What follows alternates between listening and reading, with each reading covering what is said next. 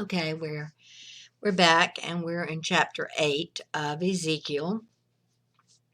And it came to pass in the 6th year, in the 6th month, on the 5th day of the month, as I was sitting in my house, and the elders of Judah were sitting before me, that the hand of the Lord fell there upon me.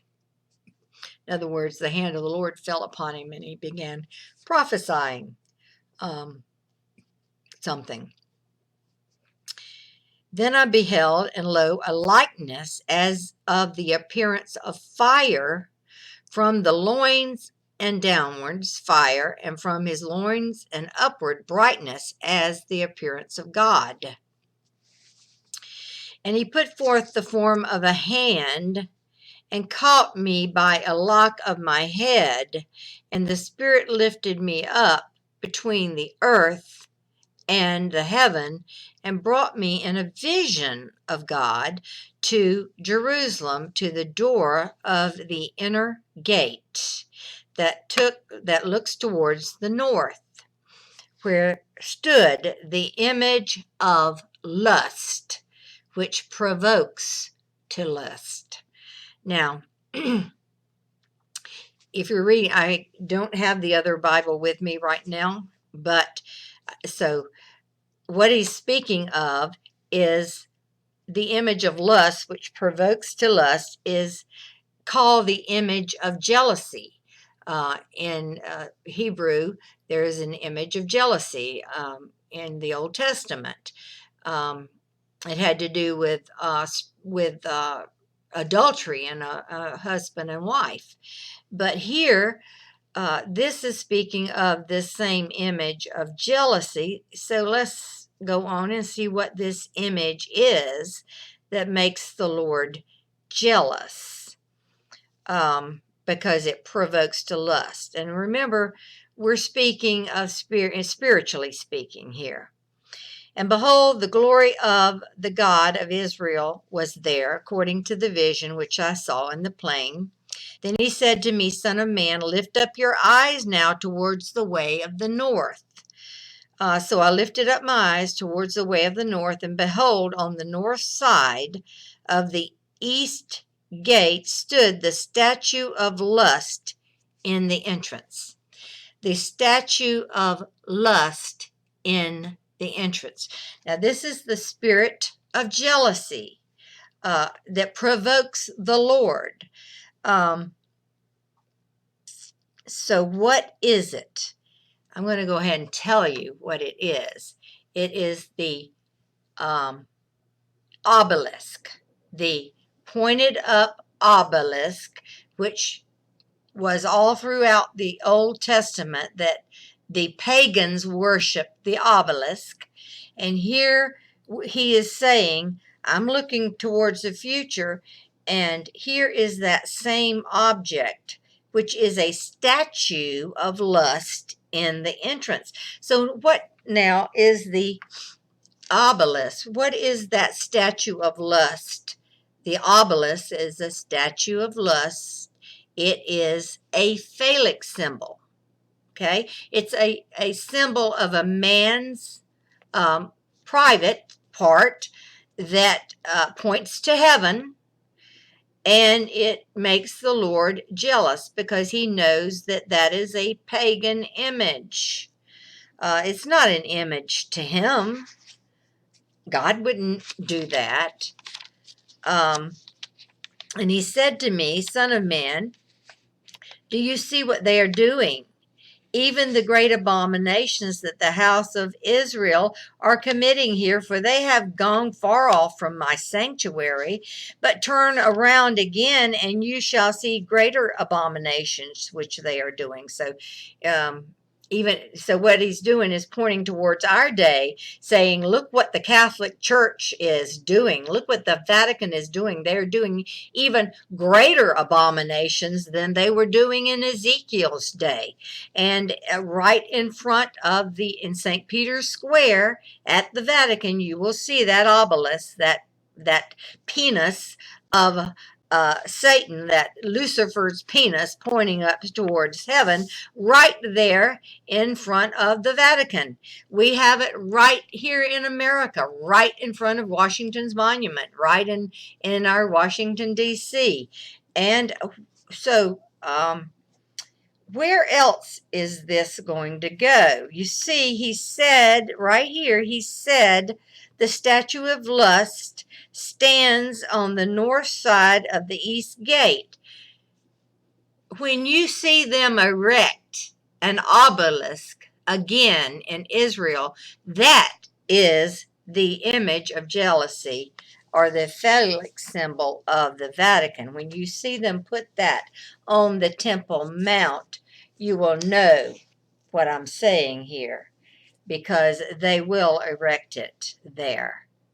They will erect the phallic symbol, which is the statue of lust. Take your pen, and I want you to circle verse 5 and underline statue of lust in the entrance. And I want you to say, I lifted up my eyes toward the way of the north, and behold, on the north side of the east gate. So they are going to put this phallic symbol on the north side of the east gate in Jerusalem. I'm not so sure, but I'm thinking that's on the Temple Mount. So that has not happened yet. Star that. Circle verse 5. Put north side of the east gate, statue of lust in the entrance of the east gate. Isn't that the way that the Lord was supposed to come in, at the east gate? And what do they put there but a phallic symbol? That hasn't happened yet. Look for that. And he said to me, Son of man, do you see what they are doing, even the great abominations that the house of Israel are committing here? For they have gone far from my sanctuary. So in other words, Israel has gone far from the sanctuary that the Lord created, Ezekiel's temple and David's temple and their Herod's temple, and in other words, this is actually looking forward to Revelation. This Ezekiel is looking forward to the book of Revelation, and it's saying this is what they're going to do. This is the abomination of desolation. You see, there's already the Dome of the Rock on the Temple Mount, which is the old abomination of desolation for the Old Testament. But they're going to put this up there because they already have Israel has already given the Vatican the seat over David's tomb. They have a seat in the Vatican over David's tomb. They have given them that portion of land. So now the Catholic Church, the Vatican, owns that. So their next step is to set up an obelisk, a phallic symbol, which it says right here in verse 5, chapter 8, they're going to do. Now, verse 7. And he brought me into the door of the court, and I looked, behold, there was a hole in the wall. In other words, circle that, hole in the wall. That's a breach. B-R-E-A-C-H. That's a breach in the wall. It's like the little boy who he had to stick his finger in the dike of the wall to hold back the water. There's a hole in the wall. There's a breach. Then he said to me, Son of man, dig in the wall. When I had digged in the wall, behold, there I found a door. And he said to me, Go in and see the abominations and wicked things that they do here. In other words, he has told us to beware. And if you look on the internet, you're going to see there have been a lot of people on the internet sticking their finger in that wall of the Vatican and searching out what abominations, wicked things that they do there. It's all over the internet. All you have to do is go look, say, let me see what they're doing underneath the Vatican. Let me go in and investigate these things. And many people have done that. And here it is right here. They're telling you this is what's happening now. So I went in and saw, and behold, every form of creeping thing, an abominable beast, and all the idols of the house of Israel portrayed upon the wall thereabout. They talk about going under the Vatican into some of the rooms, and they have found on their walls under the Vatican all kinds of evil murals that they have painted of abominable beasts and creeping things that they go down there and worship it. I don't even have to show you. Just go to the internet and look, and you'll see what they found by sticking their hole in the finger in the wall of the Vatican and checking. Here it is in Ezekiel. And there stood before them 70 men of the elders of the house of Israel, and in the midst of them stood Jezaniah, the son of Shaphanan, and they were standing before him, every man his censer in his hand, and the smoke of the cloud of incense went up. In other words, these are priests. These are 70 priests in the Vatican who use their censer to do these evil things down underneath the Vatican. And they are a copycat of our prayers going up to God. Then he said to me, Son of man, do you see the thing which the elders of the house of Israel? In other words, remember when I told you we're the house of Israel. So these are the 70 elders in the house of Israel, which talks about the church. Again, I'm telling people the Catholic Church are not true Christians. They are the false church and the false worship, giving up their prayers and their censers to idols and to devils. We Christians do not do that. They are not Christians. They are not true Christians. So don't ever call Christians Catholics or Catholics Christians. It doesn't pass. Oh boy. Then verse 12. Then he said to me, Son of man, do you see the things which the elders of the house of the Vatican are doing in the dark, every man in his secret chamber? For they say, the Lord does not see us, because the Lord has forsaken the earth. No, the Lord has not forsaken the earth, and yes, the Lord sees everything you do. He said also to me, turn around again, and you shall see greater abominations that they are doing. Then he brought me to the door of the gate of the Lord's house, which was towards the north and towards there sat women weeping for Tammuz. Women were sitting weeping for Tammuz. Tammuz was the son of Isis, or the son of the virgin, the daughter of God, their God. Then he said to me, do you see this, O son of man? Turn around again, and you shall see greater abominations than these. Also, this relates to the Islamic worship in the Islamic church, because they do also worship the Virgin Fatima.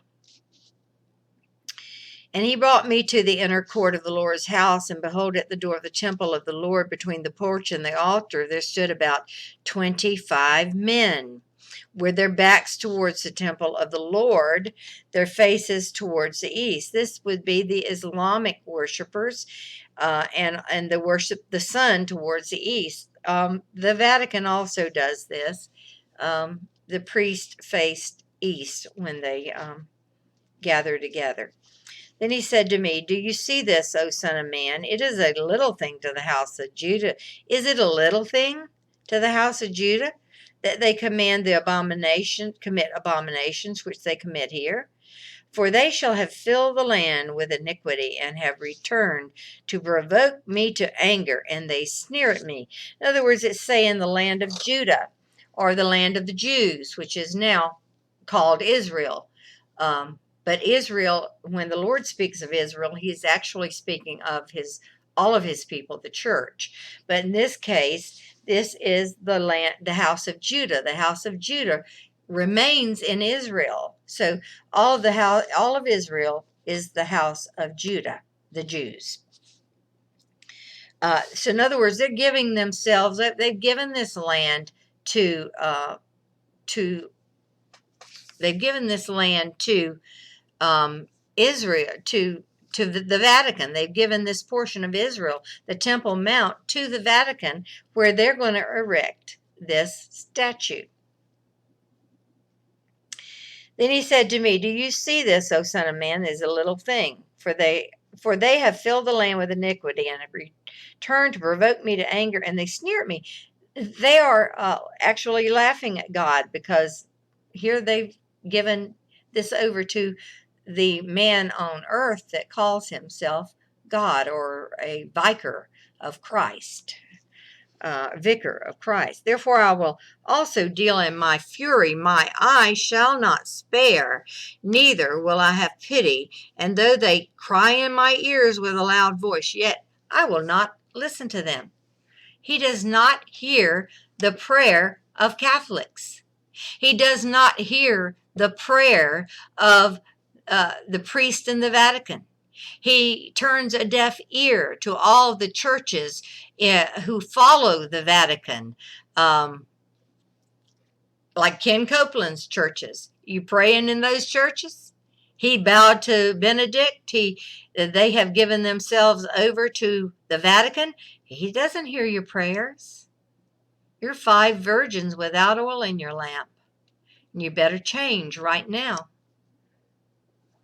before he takes his candle, snuffs out your candle from before him. Warning to all the churches. I'm warning Protestant churches right now. Wake up. Wake up. In Jesus' name, wake up.